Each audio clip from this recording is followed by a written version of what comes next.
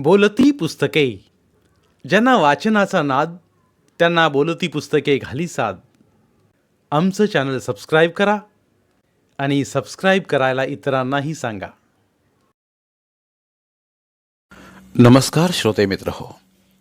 बोलती पुस्तके सादर करत आहे लेखक श्री वासुदेव पाटील लिखित कादंबरी तडका, प्रकरण 9. वायकर सरांच्या मुलाचं NITला ॲडमिशन घेण्यासाठी श्रीकांतला येण्याची वायकर सरांनी गळ घातली. सोमवारची रजा टाकत वायकर सरांसोबत श्रीकांत रविवारी रेल्वेनं निघाला. सोबत मुलाचं सारं सामान. रात्री सुरतेला वायकर सरांच्या नातेवाईकांकडे मुक्काम. जेवण आटोपलं. जेवणाचा बेत अतिशय उत्तम केलेला. वायकर सरांचे चुलत साडू होते. त्यांची मुलगी नाशिकला जॉबला होती व ती तिच्या मैत्रिणीसोबत येत होती, म्हणून जेवण होता साडू गाडी काढत त्यांना घ्यायला गेले.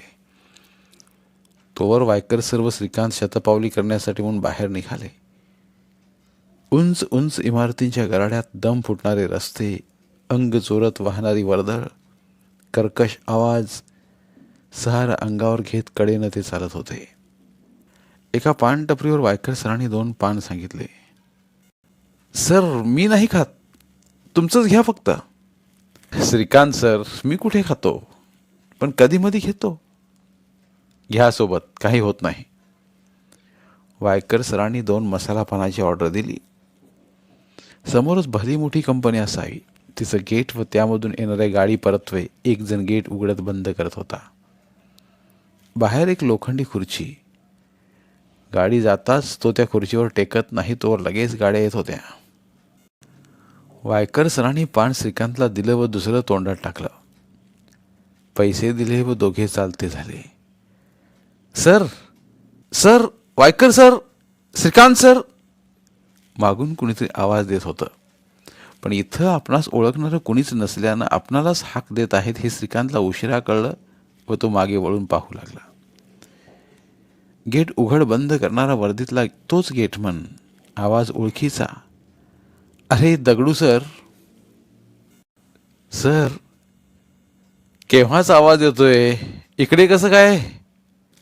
दगडू सर उत्साहानं बोलत होते तोवर तर गेटवर गाड्यांच्या हॉर्नचे आवाज आणि शिव्या.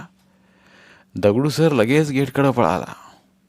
श्रीकांत व वायकर मागे वळत त्याच्याजवळ गेले. दगडू सर, कसं काय चाललंय? श्रीकांतनं आस्थेनं विचारलं. मजेत नाही म्हणता येणार, पण सुरतेनं या दगडू सरास आयुष्याची सुरत दाखवली सर. छापऱ्यात प्रत्येकाला छळणारा हा दगडू सर इथे गेटवर नको त्याची बोलणी खातोय सर. भरल्या आवाजात गेट उघडत बंद करत दगडू बोलला आणि श्रीकांतला वाईट वाटलं. सर, घरचे कसे आहेत? बाई जाते साड्याच्या कारखान्यात घड्या घालायला. सर, पण तुम्ही इकडे कसं काय? दगडू. सरांच्या मुलाचं ॲडमिशन घ्यायला आलो आहे. जवळ सरांच्या साडूकडे मुक्काम आहे, श्रीकांत म्हणाला. आनंद वाटला सर गावचं माणूस पाहिल्यावर. दगडू सर भरून बोलला. दगडूनं आपल्याला गावचं माणूस म्हणून स्वीकारलं याचं श्रीकांतला विशेष वाटलं. माणूस गावात नाही पण दुसरीकडे दूर गेला की आणखी जवळ येतो हे श्रीकांत अनुभवत होता. दगडू सर, गाव का सोडलं? वायकर सरांनी विचारलं आणि आता दगडू काय सांगतो याकडे श्रीकांत टक लावून धडधडत पाहू लागला. सर, माझंच पाप. दगडू इतकंच बोलला. दगडू सर, चला चहा घेऊ इथं जवळ असेल तर. श्रीकांत चहाचं दुकान शोधू लागला. सर, मला इथून हलता येणार नाही, नाहीतर मीच पाजायला हवा. सर, राहू द्या, फक्त कुठे मिळतो तेवढं सांगा. श्रीकांतला म्हणतात दगडूनं समोर जोरात आवाज दिला. 3 चहा आल्या. श्रीकांत व वायकर सरांना चहाची गरजच नव्हती. तोंडातलं पान गेलं तरी त्यांनी दगडूसोबत चहा घेतला. दगडू सर, तुम्ही छापऱ्यातच राहायला हवं. वायकर. वायकर सर, पत्ते व दारू सुटल्यावर छापऱ्यात मला दुसरं कामच उरलं नाही हो. दगडू बोलला आणि श्रीकांत विचारात पडला. दगडू सर, तुमचा नंबर देऊन ठेवा. श्रीकांत सर, शेजारच्या माणसाचा आहे, दिवसा केव्हाही करा, तुम्हाला कळवतो तसा. दगडू सर बोलले. श्रीकांत व वायकर सरांनी निरोप घेतला. श्रीकांत खिशातून पाकिट काढत 200ची नोट काढत दगडूस देऊ लागले. सर, ती सवय सुटली आता. आता गेटवर कोणी शिव्या दिल्या त्या खातो, पण कोणी शेठ लोकांनी नोट पुढे केली तर साफ नाकारतो. दगडू नम्रपणे म्हणाला. दगडू सर, घ्या, मी खुशीनं देतोय. मी खुशीनं नाकारतोय सर, म्हणत दगडून नकार दिला. श्रीकांत पाहतच राहिला. श्रीकांत सर, आज खूप बरं वाटलं तुम्हाला भेटून. खरं तर इतका मार खाल्ल्यानंतर तुमच्याशी बोलायला नको होतं मी, पण मनातून काय माहीत तरी आपलं माणूस भेटल्याचा उमाळा दाटतोय. दगडूच्या डोळ्यात आसव होती. दगडू सर, भेटू लवकर. तुम्ही आम्हाला छापऱ्यातच हवेत. श्रीकांत बोलला. सर, आता नाही शक्य मला छापऱ्यात परतणं. खेदानं दगडू सर म्हणाले. सर, वरच्यावर विश्वास ठेवा. श्रीकांत एवढंच बोलला. परतताना श्रीधर मनात वेगवेगळाच विचार करत होता. सर, तुम्ही दगडू सरांना कामास लावलं, पण अन्यथा सारं गाव कंटाळ होतो यास. वायकर सर, काम लावलं नाही, लावायचं बाकी आहे. श्रीकांत विचारात गढत म्हणाला व ते मुक्कामाच्या ठिकाणी परतले. तोवर वायकर सरांचे साडू मुलीस घेऊन परतले होते. श्रीकांतचं लक्ष आपल्या आतल्या खोलीत गेलं. तो जागीच थबकला. कापरं, थरकं, शिरची बाराखडी, तिचंही लक्ष गेलं. जवळपास 3-1 महिन्यांनी एकमेकांना पाहत होते. वायकर सरांच्या साडूच्या मुलीसोबत जी मुलगी येणार होती ती श्रावणीच. दोन्ही एकाच कंपनीत कामाला असाव्यात. वायकर सर, तुम्ही इकडे कसे? श्रीकांतकडे दुर्लक्ष करत श्रावणी विचारत होती. माणूस एका विशिष्ट गोष्टीकडे दुर्लक्ष करत साऱ्या दृष्टीस निहाळत असला तरी त्याचं मूळ ध्यान दुर्लक्षित बाबीवरच असतं ना, की सृष्टीवर? श्रावणी, हे साडू आहेत माझे. आपल्या बिट्टूच्या ॲडमिशनसाठी आलोय. असं का? ही अवंतिका व मी एकाच ठिकाणी काम करते, हिच्यासोबत आले या. श्रावणी न विचारताही सांगत होती.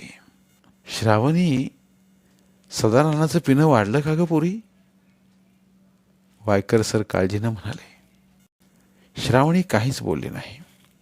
तेवढ्यात जेवणाचं ताट झालं म्हणून अवंतिका व श्रावणी जेवायला असल्या. जेवताना श्रीकांत व तिची नजरानजर होत होती. श्रावणी वाळली होती. माणूस कामापेक्षा चिंतेनं खपाट होतो. श्रीकांतला आज 2 पात्र भेटली होती, तीही अगदी विरोधी. दगडू सर आणि श्रावणी. दगडू सर, श्रावणी व श्रीकांत ही तिकडी काहीतरी संबंध असावा. सोबत दुरावतात व सोबत भेटतात. शिरची बाराखडी. दूध घ्यायला जाताना जसा एकांत भेटायचा तसा एकांत भेटायला हवा. श्रीकांतच्या मनात विचार तळला. अगदी जेवताना श्रावणीच्या मनातही तोच विचार तळला. पण परक्या ठिकाणी परक्या माणसासमोर नकोच. जेवण आटोपलं. तिनं हातात मोबाईल घेतला. कशी आहेस? मेसेज वाचला. श्रावणीनं बसल्या जागेवरून श्रीकांतकडे पाहिलं. तिच्या डोळ्यात आसवांची दाटी होती.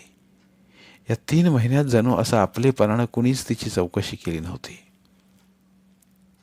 नानानं केली असली नसली तरी नानानंतर दुसरं आपलं कोण? तिनं फक्त इमोजी सेंड केली होती. भावना, अक्षयतेचा नियम, एका भावनेचं दुसऱ्या भावनेत रूपांतर. खरंच या इमेजींना प्रत्येक वेळी भावनेचं लेपन असतं का? त्याची तीव्रता ही प्रसंगानुरूप व वापरणाऱ्यावर अवलंबून. वेळ जातोय, गप्पा होत आहेत, मुक्या भावना मात्र केवळ नजरेच्या पाऱ्यात रूपांतरित होत आहेत. आणि मग, सर तुम्ही कसे आहात? श्रावण सरीगत. श्रावणी, चल आपली सोय मागच्या रूममध्ये आहे झोपायची. अवंतिका बोललीनी श्रावणी उठली, पण जाताना ती थबकत मागे वळून पाहू लागली. सकाळी लवकर बिट्टूस घेत निघावं लागेल तोवर श्रावणी व अवंतिका उठल्या नव्हत्या. श्रीकांतला मनातून जाता जाता तरी ती दिसावी म्हणून मनातून तुटत होतं. दुपारी 4 पर्यंत सारे सोपस्कार पार पाडत बिट्टूस हॉटेलवर ठेवत वायकर सर्व श्रीकांत रेल्वेनं परतले. 10वीच्या वर्गाचे गणित विज्ञान या दिवस भराभर जात होते. शिवाय स्पर्धात्मक परीक्षा व इतर शाळेचे उपक्रम यात तो व्यस्त होता. भैयासाहेब, शिपायाची जागा भरायची ना?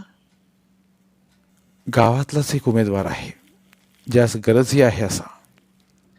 श्रीकांतने इच्छा नसतानाही मजबुरीने विषय काढला. कोण?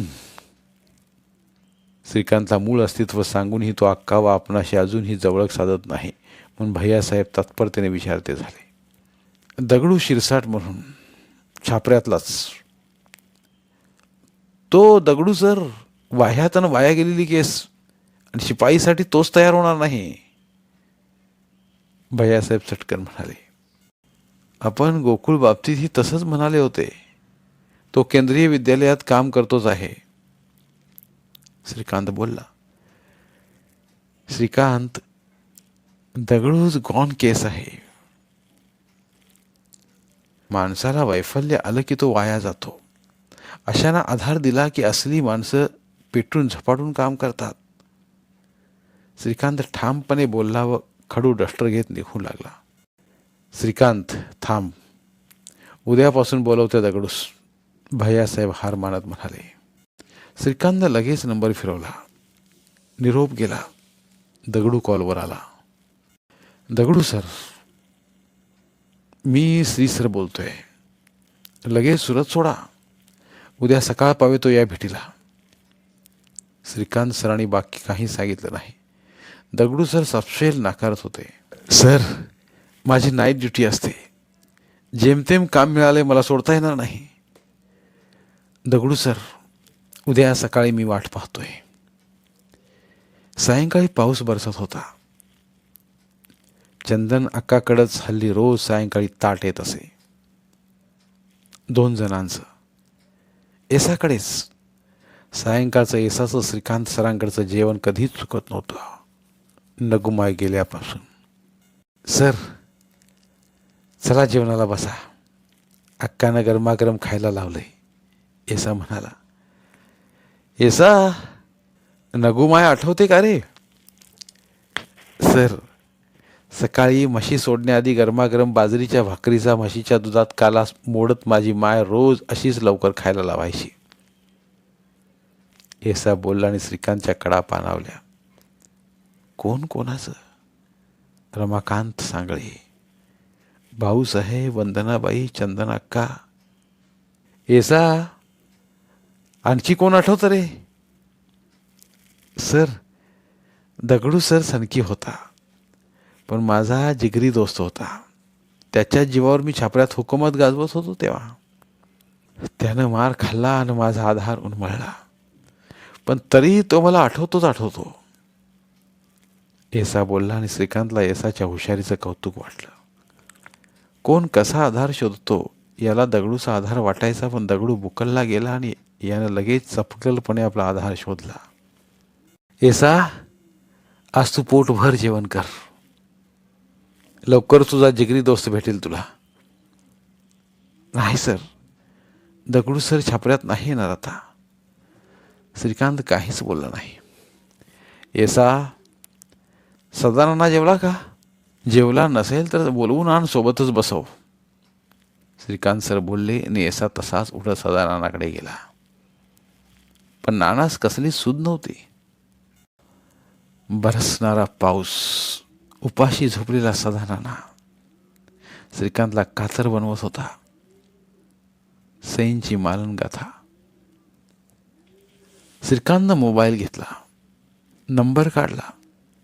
तोवर तर तिकडून काहीतरी टायमिंग होत असावं. Sir, Shravan sir.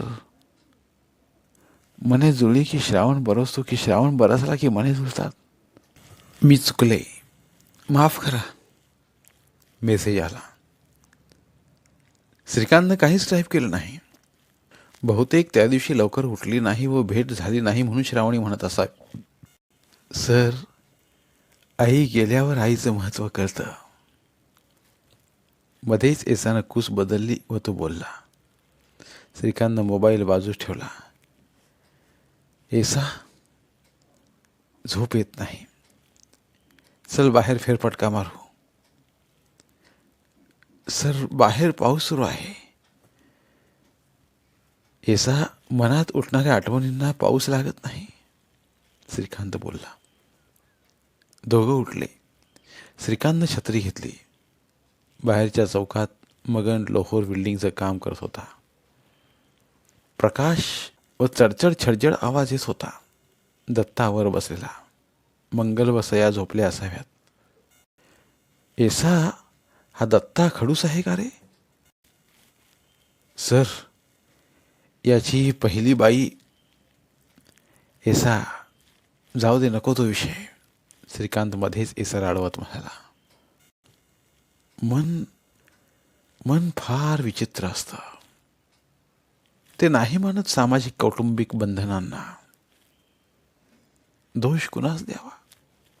परिस्थिती, पालवणारी मने, सोबत्याचे स्वभाव दोष, पाळत फिरणारे फुकटाचे जाकले. तरी पण मन समाधानी नसतं. माणूस लवाड, एक वचनीच्या कितीही डिंगा मारू देत, पण प्रभू रामानंतर एक वचनी नाहीतच. जो तो मुखवट्या आड वा कपड्या आड नग्न. धन्यवाद. उर्वरित कादंबरी पुढील भागात.